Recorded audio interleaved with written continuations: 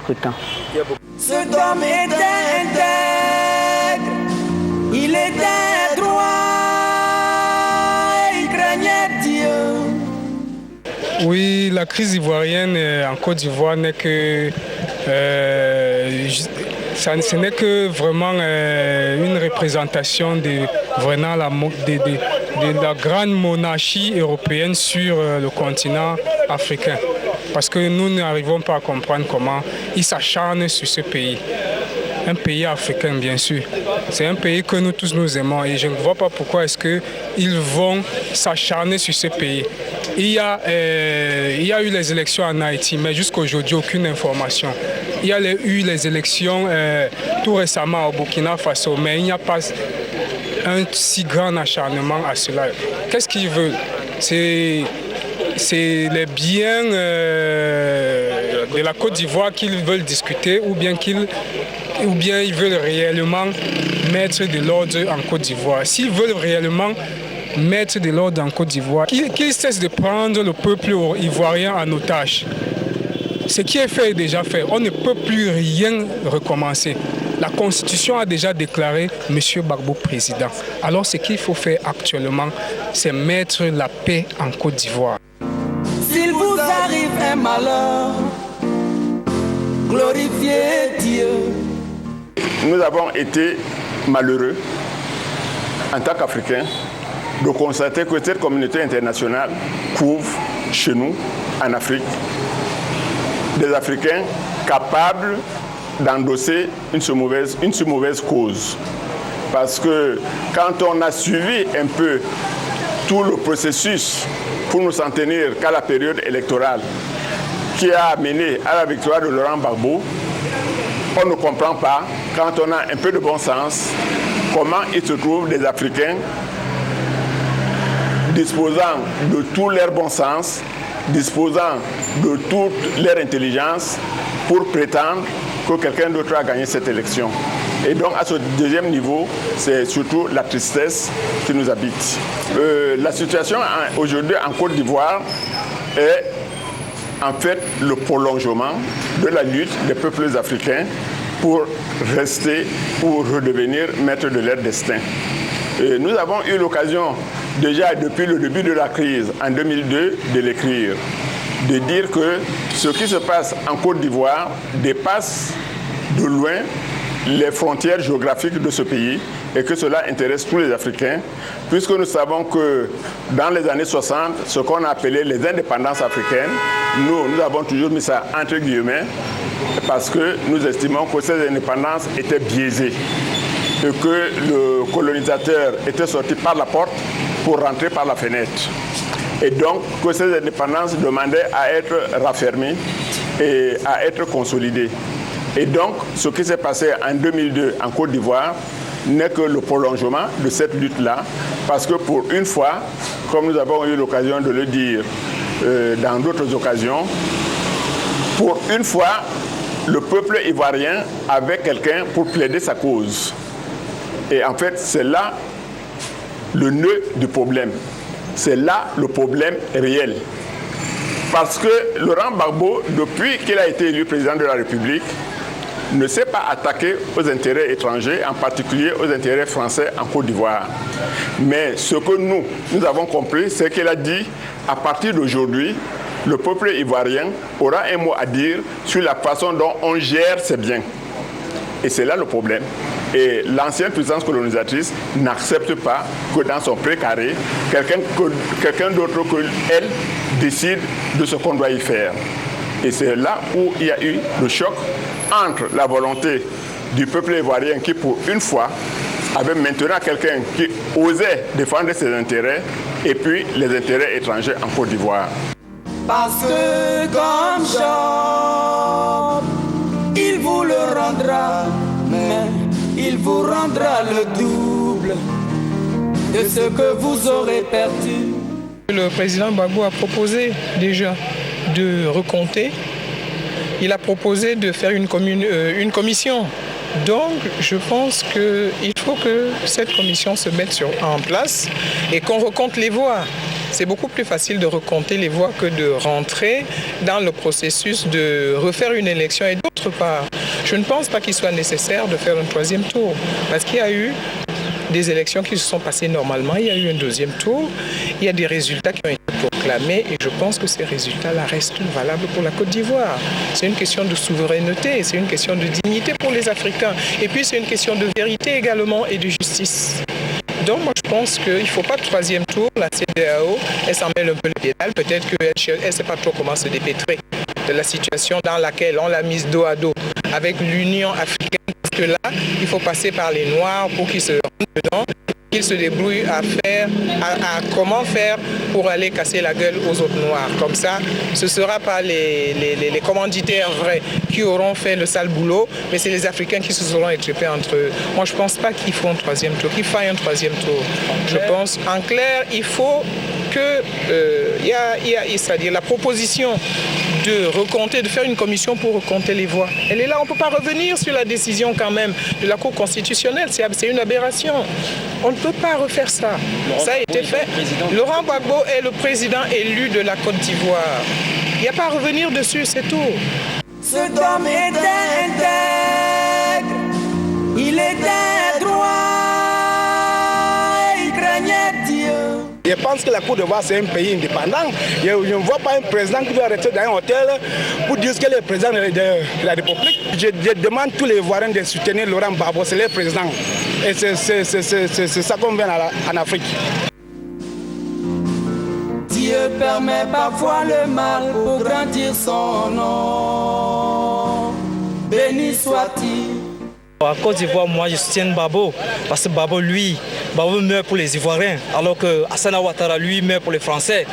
Donc la politique de Alassane Ouattara, moi ça ne m'intéresse pas. C'est la politique de Gbagbo qui m'intéresse. S'il vous arrive un malheur, glorifiez Dieu.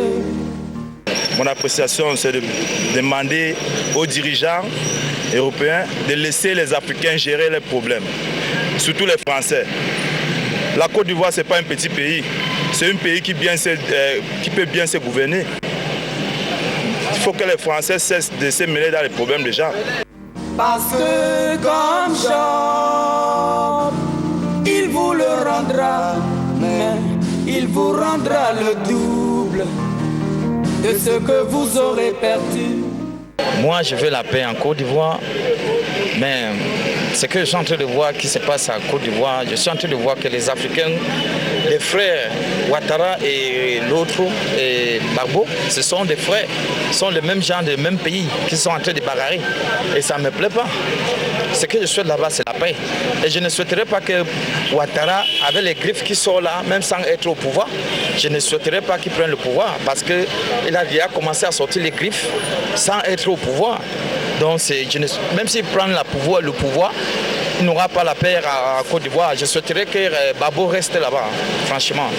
Cet homme était intègre, il était droit, il craignait Dieu. Moi, je pense que c'est Gbagbo qui est le président parce qu'il a ouvert les yeux de tous les Ivoiriens. Ce qui fait que là où nous sommes maintenant, même si on retire Gbagbo et que Ouattara entre, on va le tuer parce que lui, il est avec les Français. C'est avec les Français qu'il y a ce combat. Il faut qu'on laisse Gbagbo au pouvoir et l'affaire ça va finir.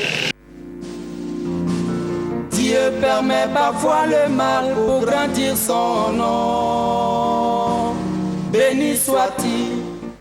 En ce qui me concerne, Laurent Gbagbo est le président de la Côte d'Ivoire. Je ne connais pas d'autres présidents. Ouattara, bon, il s'efforce. C'est comme un coq avant qu'on l'égorge. Il faut qu'il fasse beaucoup de mouvements. Mais vraiment, je vous assure que Laurent Gbagbo lutte pour la cause africaine. Moi, je suis l'adjoint chef de gendarmerie à la retraite. Bon, je ne fais pas la politique. Mais en ce qui me concerne, je crois que Laurent Gbagbo, vraiment, il supporte les Africains. Il lutte pour la cause africaine. S'il vous arrive un malheur, glorifiez Dieu. Gbagbo n'est pas venu de lui-même. Il a une mission. Une fois sa mission terminée, il va rentrer dans la nature. L'occupant, le colon, croyait peut-être qu'en utilisant la démagogie, l'histoire devait, n'est-ce pas, s'agenouiller devant eux. Dans toute lutte, c'est l'histoire qui est le dernier témoin. Gbagbo a eu la chance que l'histoire l'a ouvert les portes. Là où il est, il n'a pas besoin de s'agenouiller. Il se bat. Il se bat, il se battra. Que son peuple reste derrière lui. Là aujourd'hui, c'est un combat de vie ou de mort. Si Gbagbo ose céder aujourd'hui, la Côte d'Ivoire sombrera encore dans l'esclavage pour l'éternité. Je jure solennellement et sur l'honneur de respecter et de défendre fidèlement la Constitution, de protéger les droits et libertés des citoyens, de remplir consciencieusement les devoirs de ma charge dans l'intérêt supérieur de la nation. Que le peuple me retire sa confiance et que des lois si j'ai trahi mon serment. C'est le dernier combat. On appelle ça le contrat entre le colon et l'esclave. La rupture du contrat colonial. Je vous le rappelle, Gbagbo n'a pas de raison de baisser les bras. Sa vie ne compte plus. Il n'appartient plus à sa famille, mais il appartient à un peuple. Pour un guide, c'est le sacrifice suprême. Il y a quand même un doute parce que... Je demande au peuple ivoirien de s'unir comme un seul homme. Aujourd'hui, je suis au Cameroun. Quand je vois Blé Goudé, je le demande, mon frère, ta vie ne compte plus, ta famille ne compte plus. L'histoire t'a donné les clés. Entre dans la porte de l'histoire. L'histoire en parlera de toi. Et Gbagbo n'a pas intérêt à céder. S'il veut respecter Gbagbo, qu'il respecte le peuple ivoirien. C'est un négrier qui ne compte que sur le matériel. Les matériels ne valent pas une vie. Soyez unis, peuple ivoirien, comme un seul homme.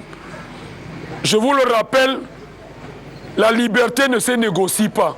La dignité ne se négocie pas. Karl Marx l'a parlé. L'être humain n'est pas une valeur marchande.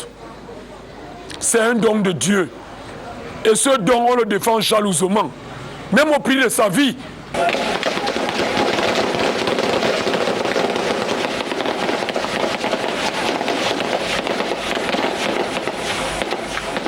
Monsieur Ouattara, si jamais il est un homme raisonnable, qu'il comprend qu'il s'est trompé.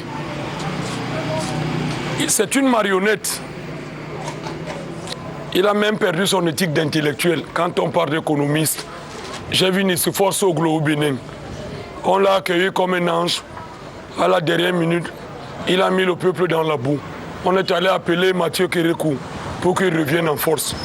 Ouattara, aujourd'hui, s'il ne se ressaisit pas pour demander pardon à son peuple, c'est la énième fois qu'il laisse les orphelins en Côte d'Ivoire. C'est la énième fois qu'il laisse les veufs en Côte d'Ivoire. C'est la énième fois qu'il laisse les veuves en Côte d'Ivoire. Qu'il comprend une seule chose. Que nulle part au monde, on ne peut célébrer un traître. Nulle part au monde, un traître n'a eu de monument. S'il est un vichiste, qu'il comprend que le peuple jugera son sort et l'histoire ne lui pardonnera pas. Parce qu'aujourd'hui, l'Afrique en a assez marre de guerre. Tu demandes aux militaires de venir attaquer ton peuple pour que demain, dès qu'ils viennent te soutenir.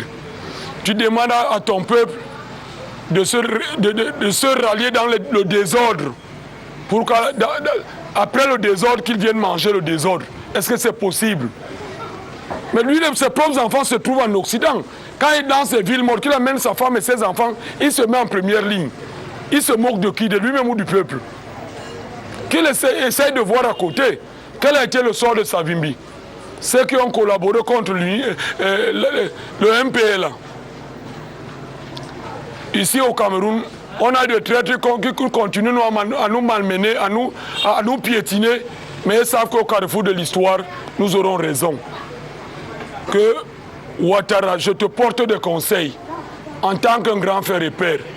C'est les parents qui ont cultivé leur cacao et t'ont envoyé préparer tes études. Et s'ils n'étaient même pas gentils, la Côte d'Ivoire t'aurait expulsé parce que tu n'avais pas de papiers. Ils t'ont élevé, ils t'ont donné tout donné comme la vie Aujourd'hui, en les remerciant, c'est des cadavres de cercueil. Le peuple ivoirien ne sera pas dupe. Un jour ou l'autre, mon ami, tu ne t'en sortiras pas. Tu ne payes pas, tes enfants vont payer. Aie le courage d'ouvrir la Bible.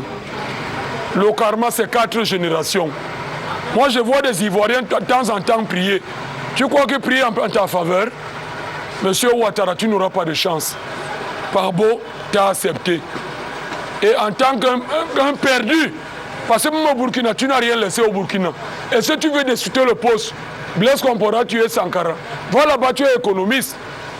Créer des ports et des plantations. Tu viens faire quoi dans le pays de Trouy? On a besoin de chefs d'État importés. Ce n'est plus l'Afrique d'aujourd'hui.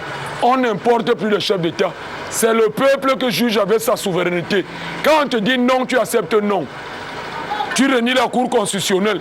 Dans quel pays au monde on se retrouve dans l'hôtel, ou dans son trou, ou dans sa raterie, pour être prêté serment par correspondance? Tu te moques de toute l'Afrique. Continue à dire aux Occidentaux, les Africains, c'est des pygmées. Mais même des pygmées avec